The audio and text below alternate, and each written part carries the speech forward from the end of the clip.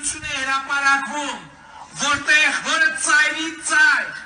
դեմ է քրիստոնեական արժեքներին եւ հայ առաքելական եկեղեցու էությանը։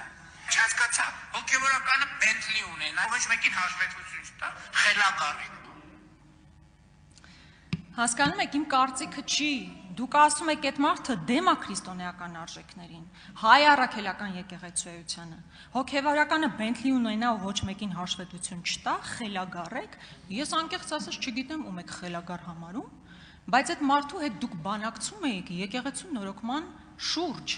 Եթե կարճ ձևակերպեմ, արդյոք եկեղեցին դուք պատրաստվում եք նորոգել մարդկանցով, ում դուք կարծում եք հոգևոր արժեքներից հեռու են, եկեղեցու էությունից հեռու են, լավ ավելի կարճ, նավասարդ կճոյաններով եք պատրաստվում եկեղեցի նորոգել։